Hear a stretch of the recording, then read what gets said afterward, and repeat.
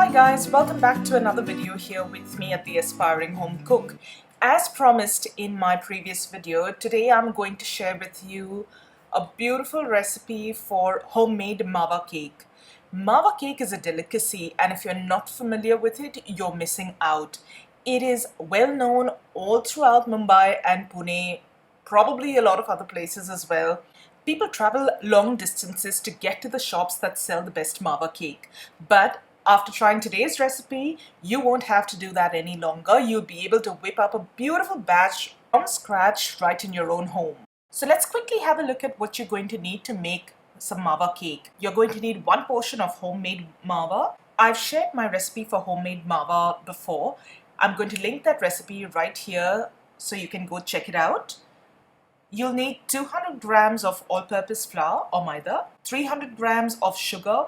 I use superfine sugar. You can use regular grain sugar, but just grind it in a dry grinder to a powder so that it mixes in well with your cake batter. 4 eggs, 200 grams butter. Your eggs and butter need to be at room temperature. 1 teaspoon of baking powder and about 10 to 12 pods of green cardamom. I'm going to crack these open, take the seeds out, and powder the seeds to use in the recipe. You can discard the skins or use them any other way you choose to. This is what the powdered cardamom seeds look like.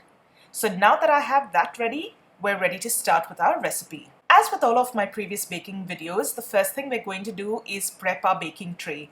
I'm using a cupcake tray aligned with some cupcake liners, and I'm going to preheat my oven to 160 degrees Celsius. If you're baking this as a large cake, you'll need to line and grease an 8-inch round cake pan. Start off by separating your egg whites and your egg yolks. And I'm going to start by whipping my egg whites till it reaches a stiff peak consistency. The reason I whip the egg whites first is you need a clean whisk and bowl in order to reach that stiff peak consistency. This way I can continue using the same whisk without having to wash it out before I do the rest of the cake batter. You can see that the peaks are fairly stiff and they're holding their shape really well, so I know my egg whites are ready. All I now need to do is swap the bowls over and I can continue with the rest of the cake batter. In a large mixing bowl, I'm going to add in the egg yolks, the butter, and the sugar. And I'm going to beat this until the mix is nice and pale, light and creamy. About halfway through the mixing process, it's always nice to stop your mixer, scrape down the sides and the bottom of the bowl, just so that you make sure everything's well incorporated. And continue mixing till it reaches the desired consistency. Now, like you can see here, the mixture has lightened, has turned pale in color and looks nice and rich and creamy. That's how I know this part of my batter is ready. I'm now ready to add the next batch of ingredients. So into the bowl, I'm going to tip in my cardamom powder, the baking powder, and my homemade Mava. I'm going to crumble the Mava and add it to the bowl so that it distributes evenly through the mix. If you're using store-bought Mava, if your Mava is in a firm block state, you can grate that into your batter as well. You can now add in your all-purpose flour and you're ready to mix it up all over again. You're going to continue mixing this until everything is well incorporated. The batter looks about right at this stage. I'm just going to scrape everything down from the sides and the bottom of the bowl and the excess batter from the whisk and give it another quick run just to make sure everything is well mixed up.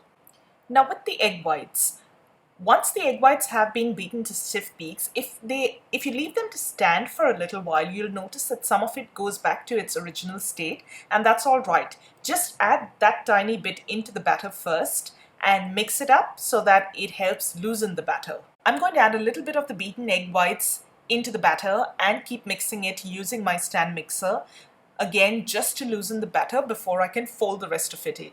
Once that's mixed through, you don't need the stand mixer anymore. You're going to use a spatula and fold in your egg whites in a couple of batches. So add about half the egg whites just to make it a little more manageable and fold using this folding motion like you can see me do over here. If it's getting a little difficult to handle, simply cut through the middle and then continue folding. That's called your cut and fold technique. And you're going to continue doing this very gently and lightly till all of the egg whites have been incorporated. Don't be heavy-handed with this because you want all the beautiful aeration that the egg whites have in them to continue to stay and lighten your cake. Add in the rest of the egg whites and you're going to continue to fold or cut and fold till all of it is incorporated. And your cake batter is now ready for the oven. So I use a couple of tablespoons to help me spoon the batter into these cupcake cases. And I'm going to fill each of these cases about 3/4 of the way. Try and make sure that you've got somewhat even batches so that they all cook through evenly, and continue filling the rest of your cupcake cases. I managed to get a few more than a dozen. I got 4 extras, so I've used a second cupcake tray. And I'm going to pop these in the oven for about 20 minutes or till they're done. Here you go guys, my cupcakes have just come out of the oven and I'm going to pierce them right through the center with a toothpick to check if they're done. The toothpick has come out clean and that's how I know that my cupcakes are ready. I'm going to leave them to cool in the tray for about 5 minutes and after that move them to a wire rack to cool down completely. And there you go guys, your Mava cakes are ready. Now this cake is so spectacular, it does not need any icing. I know at this point it may seem like it's not much to look at, but once you bite into it, trust me, there's no going back. All of us at home absolutely adore Mava cakes, so these are very popular when they're made. Serve them with a piping hot cup of tea or coffee and you're all set. And before we move on, I'm going to show you what the inside of one of these Mava cakes looks like.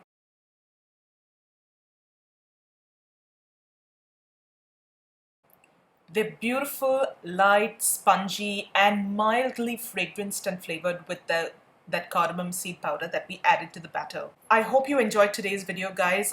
I certainly really enjoyed making these cakes. If you did, don't forget to give this video a thumbs up and share this video with family and friends you think might enjoy it. As always, I'm going to have a link to the complete recipe down in the description box below. Before leaving, if you haven't done so already, don't forget to subscribe to my channel and click that little bell icon right next to the subscribe button so that you get notified every time I upload a new video. Thank you so much for joining me today, guys. I'm going to see you really soon with another delicious recipe. Till then, bye.